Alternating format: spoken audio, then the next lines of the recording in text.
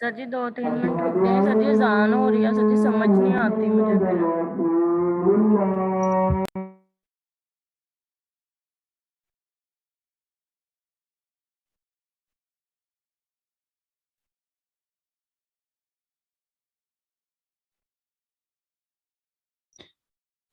ये screen share होगी।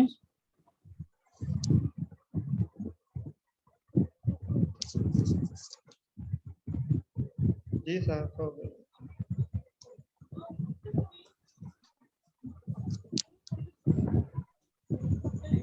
ये बाकी तमाम स्टूडेंट्स अपने माइक बंद रखा करें, जब कोई सवाल वगैरह पूछा जाए ना उस वक्त माइक ओपन किया करें, उसके बाद फौरन बाद फिर बंद कर दिया करें।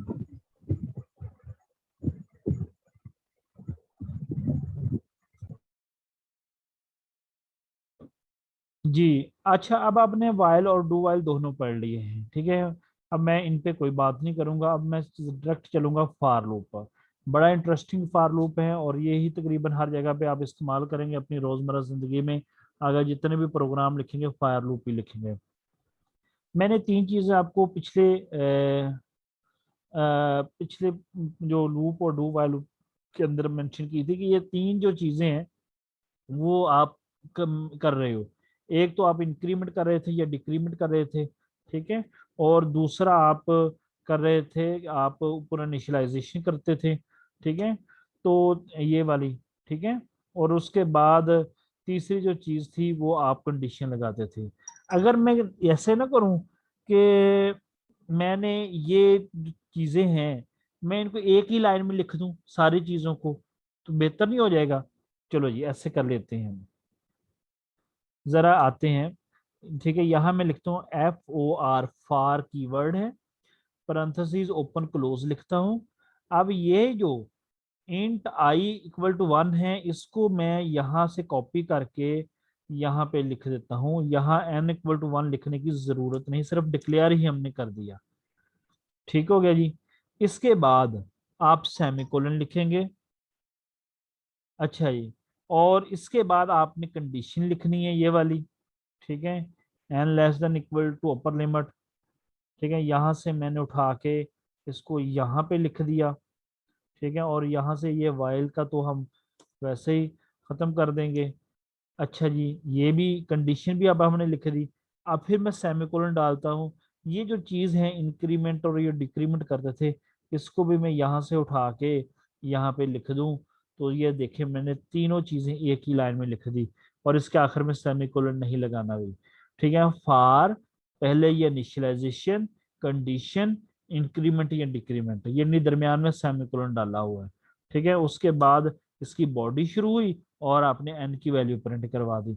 जरा देखें क्या वही काम करेगा जो हमने किया। मैंने कंट्रोल एस किया और इसको कंपाइल एंड रन करता हूँ। ये क्या कह रहे हैं? तो ये तो हमें एरर दे रहा है ना, n equal to n plus, end पे सेमीकोलन नहीं डालना था हमें, सॉरी। ठीक है, यहाँ पे मैंने इसको कंट्रोल एस किया और कंपाइल एंड रन किया। देखिए अपर लिमिट बता रहे हैं 10 लिखें ही। ओ देखिए वही काम कर दिया ना हमने जो वाइल लूप में और डू वाइल लूप में हमने इतना बड़ी लिखते थे। मैंने सारी चीजें एक ही लाइन में लिख दी, ठीक है। और वो काम कर रहे हैं, ठीक है। अब इसका ये चलता कैसे है? कोई भी बंदा आपसे पूछ ले ना कि फार लूप का सिंटैक्स क्या है, आपने सिंपल उसे बताना है कि भाई जो फार लूप है वो है FOR, फार लिखना है, पैरेंथेसिस ओपन, उसके बाद इनिशियलाइजेशन,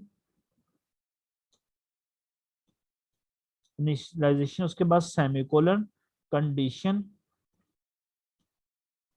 कंडीशन जो भी लिखनी है, फिर सेमीकोलन, फिर आपने कोई इंक्रीमेंट करना है, ठीक है, या डिक्रीमेंट करना है, कुछ भी करना है, या डिक्रीमेंट मेंट, और पैरेंथेसिस क्लोज, और फिर ब्रेसेस ओपन, और ब्रेसेस जो भी बॉडी लिखनी है ब्रेसेस क्लोज। ये है फॉर लूप का आपका सिंटैक्स। पहले इनिशियलाइजेशन होती है, फिर कंडीशन होती है, फिर इंक्रीमेंट या डिक्रीमेंट होता है। अच्छा अब एक इंटरेस्टिंग बात सुन ले मेरी, कि अगर फर्ज करें कोई ऐसा प्रोग्राम आ जाता है आपके पास जिसमें इनिशियलाइजेशन ही नहीं है, कहीं बस वो डायरेक्ट एक वैल्यू है वो वहां से वो स्टार्ट हो जाना है, तो फिर क्या करेंगे? फिर वाइल लूप आपको कहा जाता है कि भाई आप वाइल लूप ही करें। जी हाँ, आप करेंगे यूज। आपने सिर्फ ये करना है तो उस इनिशियलाइजेशन की जगह पे कुछ नहीं लिखना, छोड़ देना है, बस लिखना है सेमीकोलन, बाकी सिंटैक्स वही रख रहे हैं, ठीक है, सेमीकोलन और कंडीशन लगाएं और इंक्रीमेंट डिक्रीमेंट लगा दें, ठीक है। फर्ज करें कि अब आपका जो एक प्रोग्राम आया है उसके अंदर आपकी जो कंडीशन भी है, इनिशियलाइजेशन भी है, लेकिन उसमें इंक्रीमेंट डिक्रीमेंट वाली कोई बात नहीं है, तो फिर आप क्या करेंगे, फिर आप ये करेंगे, ये चीज नहीं लिखेंगे, जारी बात है, फिर भी फार लूप, लेकिन सिंटैक्स वही रहना है आपका। समझ आ रही मेरी बात?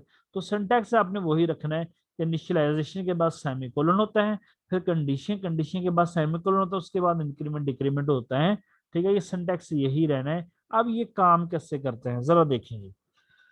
यहाँ पे वेरिएबल डिक्लेयर हो गई, प्लीज इंटर अपर लिमिट, आपने अपर लिमिट भी इंटर करवा दी।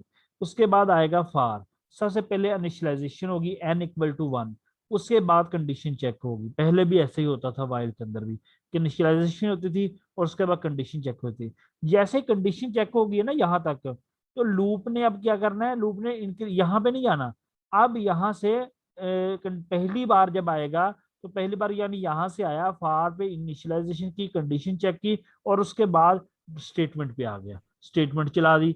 जैसे एक दफा स्टेटमेंट चलेगी ना, तो फिर कंट्रोल डायरेक्ट कहाँ जाएगा, डायरेक्ट इंक्रीमेंट या डिक्रीमेंट ऑपरेटर पे जाएगा।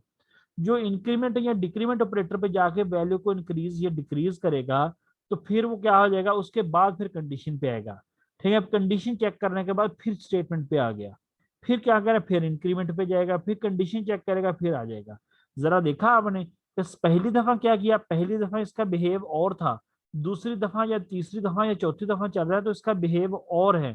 पहली दफा ये जब चला तो उसने इनिशियलाइजेशन देखा और कंडीशन देखी और आ गया, पहली दफा इसने इंक्रीमेंट डिक्रीमेंट को देखा तक नहीं है, ठीक है, यानी उसने उधर आंख तक उठा के नहीं देखी इंक्रीमेंट हो रहा है या डिक्रीमेंट हो रहा है, बस उसने इनिशियलाइजेशन की, कंडीशन चेक की और इधर आ गया। अब दूसरी दफा क्या किया, दूसरी दफा वो उसने इंक्रीमेंट पे डायरेक्ट गया, अपनी वैल्यू को इंक्रीज करवाया और कंडीशन चेक करके आ गया, अब उसने इनिशियलाइजेशन को नहीं देखना गवारा किया।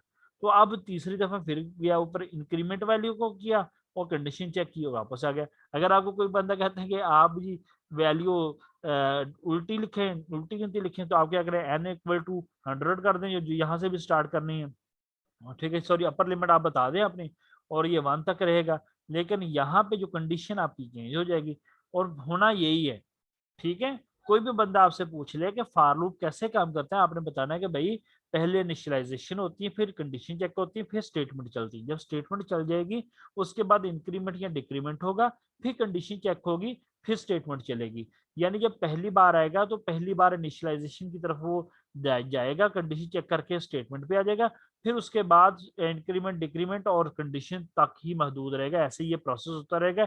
जैसे कंडीशन फॉल्स होगी वो छलांग लगाएगा, बाहर आ जाएगा, ठीक है। ये फार लूप का काम करने का तरीका है, इंतहाई आसान है, मेरे ख्याल में समझ आ गई होगी। अगर किसी स्टूडेंट को नहीं समझ आई तो मुझे बताइए जरा, कहाँ से समझ नहीं आई जी स्टूडेंट्स?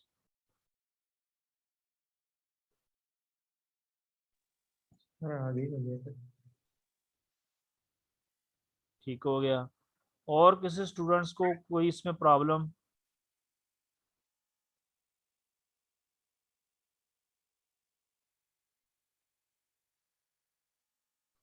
मेरे ख्याल में तकरीबन सबको समझ आ गई जी सना।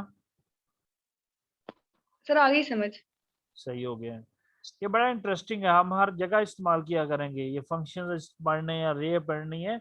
अभी तो हम कुछ भी नहीं, अभी तो बेसिक चीजें पढ़ रहे हैं, ठीक है। तो ये आगे जाएंगे बड़ी इंटरेस्टिंग चीजें होती जाएंगी, ठीक है। दरअसल में यहाँ जो प्रैक्टिस आप खुद किया करें, जितनी आप प्रैक्टिस लोग खुद करेंगे उतना ही अच्छा मजा आएगा आप लोगों को, ठीक है। ये बड़ी इंटरेस्टिंग चीज है, ठीक है।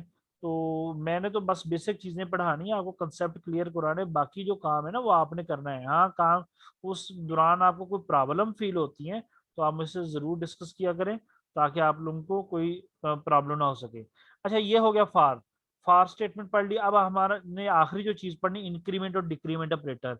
ये मैं अभी बार बार बोल भी रहा था कि इंक्रीमेंट लगा रहे हैं यहाँ पे, डिक्रीमेंट लगा रहे हैं, तो ये है क्या चीज? ये फार लूप पर हमने पढ़ लिया, देखें जरा फार लूप का किताब पे भी सिंटेक्स आपको समझाया गया है। इनिशियलाइजेशन है कंडीशन पहले, फिर उसके बाद कंडीशन, इंक्रीमेंट, कंडीशन लगाई हुई है, या डिक्रीमेंट, कुछ भी हो सकते हैं। ठीक है, तो ये सारी चीज़ें आप एक दफ़ा देखिएगा ज़रूर। ये प्रैक्टिस के लिए प्रोग्राम दिया गया है। 2 का पहाड़ा लिखना आता है आपको? ठीक है, ये देखिए उसने आपको बताया प्रोग्राम लिख के दो, 2 का पहाड़ा या कोई भी पहाड़ा लिखने। ठीक है, तो मैं आपको चलो करवाता हूँ, एक पहाड़ा लिख के देखते हैं हम। फार लूप के जरिए लिखेंगे हम। ठीक है, फर्ज करें कि अपर लिमिट को भी खत्म करो। हाँ, हम पूछ लिया करेंगे उस बंदे से भी कौन सा पहाड़ा लिखना है आपने। ठीक है, फर्ज करें कि प्लीज इंटर टेबल नंबर, यहाँ पे हम लिख देंगे टेबल नंबर। टेबल में एक वेरिएबल डिक्लेयर कर लेते हैं जो टेबल के नाम से, और वो किस में वैल्यू जाएगी, जो वेरिएबल हमने डिक्लेयर किया है टेबल का, टेबल के अंदर गलत स्पेलिंग लिख दी है मैंने, टेबल के अंदर वैल्यू आएगी। और इसके बाद में सेमीकोलन। सिंटैक्स एरर का ध्यान रखना, पेपर के अंदर आपके पास ये डेव सीपीपी नहीं होगा। ठीक है, तो टेबल आपने आ गया। अब आपने जो टेबल जो लिखना है तो वो 1 से स्टार्ट करना है। ठीक है, और जारी बात है कहाँ तक जाएगा जी, 10 तक जाएगा हमारा जो टेबल है, 10 तक। फिर 10 तक लिखते होते हैं ना हम, तो क्या हुआ, तो जी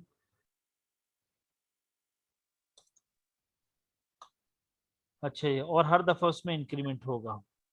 अब क्या होगा कि वो 1 से स्टार्ट होगा। और हाँ, यहाँ पे बड़ी इंटरेस्टिंग चीज लगानी है हमने जी। टेबल का फॉर्मेट आप लोगों को पता है कैसे टेबल होते हैं। पहले तो वो फर्क 2 का टेबल लिखना है, 2 ज़रब 1 इक्वल टू 2, ये चीज होती है। तो जो टेबल होगा TABLE टेबल, ठीक है, प्रिंट होगा, और टेबल की वैल्यू प्रिंट होगी। उसके बाद आपके मल्टीप्लिकेशन डबल, और ये डबल कोट्स के अंदर ये मल्टीप्लिकेशन होगी। फिर आप लेस देन डालेंगे, फिर एन की वैल्यू प्रिंट होगी, एन यानी 2 मल्टीप्लाई 1। ठीक है, उसके बाद आ जाए जी फिर आप मसावी प्रिंट करवाएंगे डबल कोट्स के अंदर। ठीक है जी, और उसके बाद आए जी फिर आप दोनों का मल्टीप्लिकेशन होगा, TABLE टेबल, और मल्टीप्लाई, जी हाँ, एन। लो जी, ऐसे ही प्रिंट होगा। जरा चला के देखते हैं, देखते हैं टेबल हमारा। कंट्रोल एस मैंने किया और इसको कंपाइल एंड रन में करता हूँ। इंटर टेबल नंबर, जी मैं 5 का टेबल लिखना चाहता हूँ।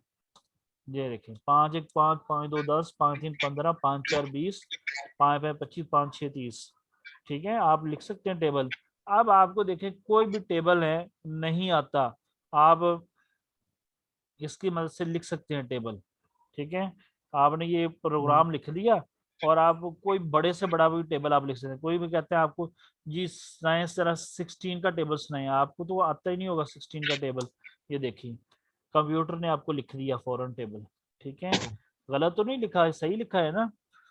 जी हाँ, तो ऐसे आप ये टेबल लिख सकते हैं, ये मैंने फॉर लूप के जरिए समझ। आप इसे वाइल लूप में भी लिख सकते हैं, डू वाइल में लिख सकते हैं।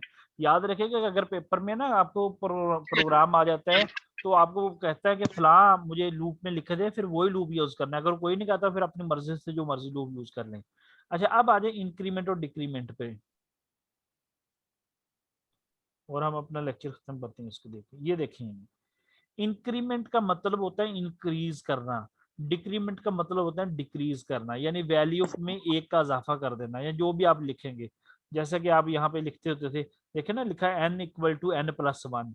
इसका मतलब n की वैल्यू लो, उसमें 1 का इंक्रीमेंट करो और वो साइन कर दो n को। अच्छा, इसको मैं और आसान तरीके से भी जरा लिख सकता हूँ, जरा देखें। n इक्वल टू n+1 था ना, मैं अगर इसको ऐसे खत्म कर दूं, भाई इतना लंबा मुझे लिखना पड़ता है, मैं सिर्फ इतना लिख दूं n++। इसका क्या मतलब है? इसका यही मतलब है कि n की वैल्यू में 1 का इजाफा कर दो।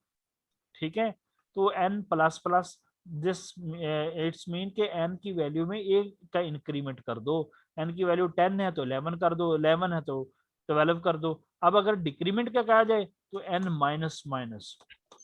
ठीक है, तो इसके डबल माइनस है। ठीक है, ये आपको यूनेरी ऑपरेटर कहलाता है। ठीक है, जिसमें एक ही ऑपरेंड होता है। मैंने ऑपरेंड और ऑपरेटर के बारे में आपको क्लियर समझाया हुआ है। ठीक है, तो ये n माइनस माइनस है, तो इसका ये मतलब है कि वैल्यू n की वैल्यू जो भी है उसमें 1 की कमी कर दो। तो ये जो प्लस प्लस या माइनस माइनस, जैसा कि हम पहले लिखते थे n equal to n minus 1 ऐसे लिखते थे, अब हमने बहुत आसान तरीका ढूंढ लिया कि जी n equal to plus plus लिखना है तो प्लस प्लस लिख दो, इंक्रीमेंट हो जाएगा एक का, यानी जो भी वैल्यू होगी उसमें एक इजाफा हो जाएगा। अगर माइनस माइनस लिखोगे उसमें एक कमी हो जाएगी। तो ये जो चीज़ है ये हमारा इंक्रीमेंट या डिक्रीमेंट ऑपरेटर कहलाता है। और ये दो तरह के होते हैं, दो तरह के होते हैं, एक प्री फिक्स इंक्रीमेंट होता है और एक पोस्ट फिक्स इंक्रीमेंट होता है। और ये जो सवाल है ये स्टूडेंट से जब पूछा जाता है तो स्टूडेंट बहुत कंफ्यूज होते हैं। ठीक है, तो स्टूडेंट्स कैसे कंफ्यूज होते हैं आइए मैं ज़रा समझाता हूँ। देखें, मैं यहाँ पे एक एग्जांपल देता हूँ आपको।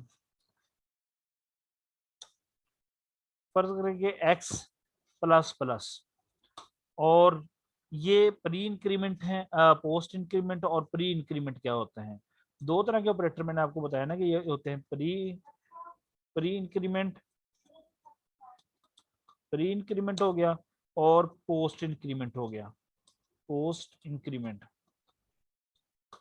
ठीक है, दूसरा होता है इस तरह जब डिक्रीमेंट की बात करेंगे प्री डिक्रीमेंट, डिक्रीमेंट और इस तरह पोस्ट डिक्रीमेंट। अच्छा, जो प्री का मतलब इसमें ऑपरेटर पहले आता है, यानी इंक्रीमेंट होना है प्लस प्लस एक्स फर्ज करें, इसका मतलब है एक्स की वैल्यू में एक का इजाफा कर दो। जब पोस्ट इंक्रीमेंट का मतलब है कि यानी एक्स प्लस प्लस, इसमें ऑपरेटर पहले आ रहे हैं और सॉरी जो ऑपरेटर बाद में आ रहे हैं ऑपरेंड पहले आ रहा है। डिक्रीमेंट प्री का मतलब है कि पहले ऑपरेटर है माइनस माइनस एक्स। ठीक है, और यहाँ पे आ जाएंगी एक्स माइनस माइनस। अब मेरे ख्याल में प्री और पोस्ट का समझ आ गया होगा। जब प्री इंक्रीमेंट की बात करते हैं ना तो इसका मतलब ऑपरेटर पहले होता है ऑपरेंड बाद में होता है। और जो पोस्ट इस तरह जब डिक्रीमेंट की भी बात करते हैं तो प्री की तो ऑपरेटर पहले हैं और ऑपरेंड बाद में है। जब पोस्ट इंक्रीमेंट की बात करते हैं या पोस्ट डिक्रीमेंट की बात करते हैं तो इसमें ऑपरेंड पहले होते हैं और ऑपरेटर बाद में होता है। अब फर्क क्या है, देखें ना, ये भी एक एक्स की वैल्यू में एक का इजाफा कर देगा और ये भी एक्स की वैल्यू में एक इजाफा कर देगा, ये भी एक्स की वैल्यू में एक की कमी कर देगा, ये भी एक्स की वैल्यू में एक की कमी कर देगा। तो फिर क्या फर्क है? हाँ, बड़ा फर्क है इनमें।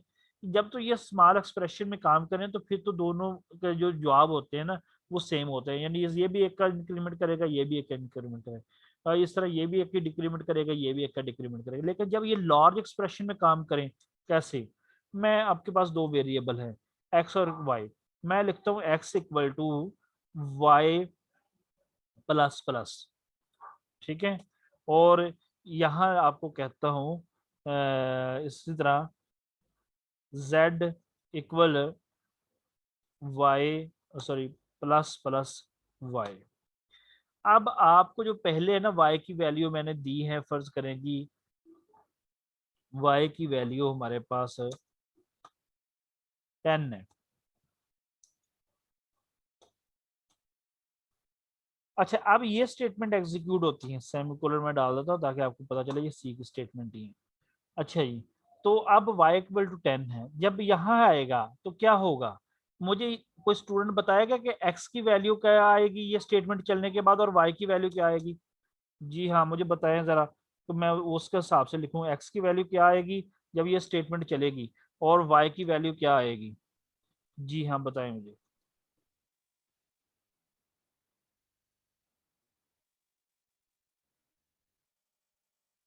एक्स की वैल्यू है सर 10। x की वैल्यू कितनी आएगी? 10। 10 आ जाएगी।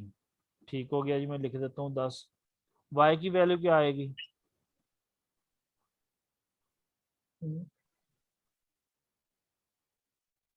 वो भी बताएं। 10 ही आएगी। नहीं, 11 आएगी। या- अब आ जाए z equal to plus plus y, ऊपर भी हालांकि y की वही 10 थी, तो देखें मैं जब नीचे लिखूंगा यहाँ z की वैल्यू क्या होगी और फिर y की वैल्यू क्या होगी, ये मुझे बताएं अब। जी जी की वैल्यू 11 होगी सर, वाई की 10 यहाँ होगी। z की वैल्यू 11 और y की वैल्यू भी 11। 11। हाँ देखिए, यही तो कंफ्यूजन है, कंफ्यूज हो गए आप लोग। हाँ। देखें, मैं बताता हूँ ये कैसे हुआ। y इक्वल टू 10 है ना, तो x equal to y plus plus semicolon. तो अब ये देखें, इसमें जब ये स्टेटमेंट चलेगी तो x का, तो मैंने तो बोला है कि y प्लस प्लस का मतलब है कि y की वैल्यू में 1 का इजाफा कर दो, तो y की तो वैल्यू 11 हो जानी चाहिए था, लेकिन हमने x इक्वल टू 10 ही लगा दिया और y 11 लगा दिया। y की वैल्यू ठीक है, लेकिन ना जब x इक्वल टू y, तो इसका मतलब y की जो वैल्यू आई वो x को भी दे दो। लेकिन जब यहाँ पे आता है ना, तो ये देखें दो हिस्सों में काम करेगा। पहले क्या है, पहले ये पोस्ट इंक्रीमेंट है, पहले ऑपरेंड आ रहे हैं फिर ऑपरेटर आ रहे हैं।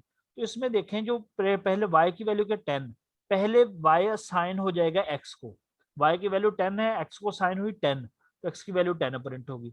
उसके बाद इंक्रीमेंट होगा, अब इंक्रीमेंट हुआ y की वैल्यू कितनी है 11। यानी ये दो तरीकों से ऐसे काम करते हैं, पहले x इक्वल y हो जाएगा, फिर उसके बाद y प्लस प्लस होगा। ठीक हो गया जी, ये इसलिए x की वैल्यू 10 और y की वैल्यू 11 आई। अब आ जाए दूसरी तरफ इधर, अब यहाँ z equal to plus plus y, तो इसमें दोनों की 11 11 है। इसका ये मतलब है कि देखें पहले ऑपरेटर आ रहा है बाद में ऑपरेंड आ रहा है, तो यानी जो ऑपरेटर आ रहा है ना, तो पहले इंक्रीमेंट होगा बाद में वैल्यू असाइन होगी। तो इसमें ये ऐसे काम करेगा कि पहले इंक्रीमेंट होगा, तो ठीक है, पहले इंक्रीमेंट होगा, बाद में आएगा कि z इक्वल, ठीक है, y।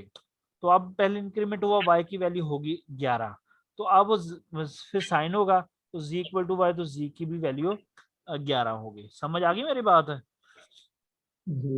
यानी जब ऑपरेटर पहले होगा, ऑपरेंड बाद में होगा, तो फिर दोनों की वैल्यू सेम आएगी, यानी पहले इंक्रीमेंट होके फिर वैल्यू साइन होगी। ठीक है, जब ऑपरेटर ऑपरेंड पहले होगा और ऑपरेटर बाद में होगा, तो पहले वैल्यू साइन होगी बाद में इंक्रीमेंट होगा। मैं फिर रिपीट करने लगा हूं, ये बात नोट कर ले कि जब ऑपरेंड पहले होगा ऑपरेटर बाद में होगा, तो पहले फिर वैल्यू साइन होगी बाद में इंक्रीमेंट होगा, यानी पहले वैल्यू साइन होगी बाद में इंक्रीमेंट होगा। अगर आपका ऑपरेटर पहले है बाद में ऑपरेंड है, तो पहले इंक्रीमेंट होगा फिर वैल्यू साइन होगी। ठीक है, इसी तरह डिक्रीमेंट में भी यही काम है। ठीक है, तो अगर मैं इसको डिक्रीमेंट कर दूं तो फिर क्या होगा, ठीक है, यानी पहले तो वैल्यू वो साइन हो जानी, बाद में डिक्रीमेंट हो जाना है। अब देखें कि y इक्वल टू 10 है, तो यहाँ पे भी 10 ही रहने x की वैल्यू, फिर यहाँ पे आके y की वैल्यू 9 हो जाएगी, यानी बाद में डिक्रीमेंट होगा, पहले वही वैल्यू साइन होगी। अब जरा यहाँ पे भी करें डिक्रीमेंट, माइनस माइनस वाई, इसमें पहले डिक्रीमेंट होगा फिर वैल्यू साइन होगी। y की वैल्यू 10 थी, पहले 9 होगी, तो फिर z की वो साइन हो जाएगी। ठीक है, तो यानी इसकी भी वैल्यू z की भी 9 हो जाएगी और उसकी भी वैल्यू 9 हो जाएगी। कुछ लोगों को अभी भी समझ नहीं आई होगी, लेकिन जब आप अपना खुद दिमाग लगाएंगे तो फिर ये समझ आ जाएगी बड़े अच्छे तरीके। जिस दिन आपको समझ आ गई है ना, तो समझिए कि आप एक सवाल पूरा हल कर गए हैं, और ये पेपर में लाजमी आते हैं इस तरह का सवाल। अच्छा जी, ये आगे देखनी प्रोग्राम्स हैं, इनको आप अच्छे तरीके से कीजिएगा, ये प्रैक्टिस ही है आप लोगों के लिए। तो ये टिप्स देख लें, comments should be meaningful, explain in task, comments भी दिया करें भाई साथ साथ अपने प्रोग्राम में, ये एक अच्छी चीज़ होती है। देखें यहाँ मैंने क्या किया, वेरिएबल डिक्लेयर किया, मैं आगे करके ना डबल स्लैश लिख के डिक्लेयर वेरिएबल, वेरिएबल। ठीक है, अब यहाँ पे क्या किया मैंने, फार लूप लगा रहा हूँ, तो यहाँ डबल स्लैश डाल के आप लिख दें कि फार लूप स्टार्ट हो रहा है, फार लूप स्टार्ट। ये यानी ये होता है कि यूज देखने वाले को पता चले यहाँ पे क्या हो रहा है, कमेंट्स हम डाल देते होते हैं। डबल स्लैश डाल के ना जो भी आगे लिखेंगे वो आपके कोड का हिस्सा नहीं होता। ठीक है, ना ही उसको कंपाइलर रीड करते हैं, वो तो ये कमेंट्स होते हैं। तो ये डबल स्लैश डाल के आप उसको लिखें, कमेंट्स लिखना एक अच्छी चीज होती है, ताकि कोई बंदा दूसरा देखे तो उसको पता चले कि ये यहाँ पे क्या हो रहा है। ठीक है, तो ये डबल स्लैश डाल के दो तरीके से कमेंट्स लिखते हैं, एक तो डबल स्लैश डाल के आगे जो भी लिखेंगे वो कमेंट्स में शामिल होगा।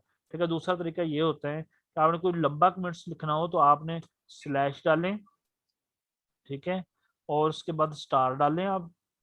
ठीक है, जो भी लिखना है लिखें आप। ठीक है, कोई भी शेर याद आ गया प्रोग्राम लिखते लिखते वो लिखना है आप लिखें, फिर उसके बाद स्टार और फिर आपने स्लैश, तो ये भी आपके प्रोग्राम का हिस्सा नहीं होगा। ठीक है, तो दो तरीकों से कमेंट्स में बेहतरीन तरीका डबल स्लैश डालें और आगे जो लिखना है लिखें, या स्लैश डाल के स्टार डालें और आगे जो लिखना है फिर स्टार डाल के स्लैश डालें। ये दो तरीके हैं कमेंट्स देने के सी के अंदर। तो आप जैसे मर्जी यूज़ कर दीजिएगा, ये आपकी अपनी मर्जी है। ठीक है, मेरे ख्याल में आप लोगों को ये तीनों लूप समझ आ गए हैं। ठीक है, अब कोई प्रॉब्लम नहीं होनी चाहिए। ये 7 लेक्चर्स हमारे कवर हो चुके हैं और जो 8 लेक्चर्स हैं हम अपनी ये स्विच स्टेटमेंट का है, तो ये हम मेरे ख्याल में असाइनमेंट के बाद ही करेंगे। तो क्या ख्याल है आप लोगों का? कल अगर आप लोग प्रैक्टिस कर लें तीनों लूप्स की और एफ एल्स की, तो फिर ये है कि हम कल असाइनमेंट कर सकते हैं अपनी हल। फिर अगर नहीं करनी प्रैक्टिस तो फिर ईद के बाद देखी जाएगी। क्या ख्याल है आप लोगों के? आप मुझे टेक्स्ट के ज़रिए बता देंगे आप लोग आपके क्या ख्यालात हैं, कल क्या करना है या कुछ नहीं करना है, क्या आपने कुछ दिन प्रैक्टिस करनी है? तो प्रॉब्लम होती है तो मुझसे डिस्कस करें। मैं देखिए, पढ़ाने का ये मकसद है कि आप लोगों के कंसेप्ट क्लियर हो जाएं। तो जब कंसेप्ट ही नहीं क्लियर होने तो फिर तो कोई फ़ायदा नहीं है। तो आप या तो फिर कल का दिन और आज रात है आपके अच्छे तरीके से चीज़ों को कवर करें, कोई प्रॉब्लम आती है तो आएँ। ठीक है, तो हो जाएगा, कोई इशू नहीं है। ठीक है, जैसे आप लोग चलेंगे तो मैं तो करवा दूंगा, मुझे कोई इशू नहीं है। आप 10 दिनों के अंदर जाएंगे तो मैं 10 दिनों के अंदर आपका मिड टर्म का सिलेबस ख़त्म करवा दूंगा। ठीक है, चलें, सही है, मुझे कल आप बता दीजिएगा। ठीक है, अपने में या मैसेज के ज़रिए व्हाट्सएप पे मुझे कर देना। ठीक है, मैं क्लास ख़त्म कर रहा हूँ। ठीक है।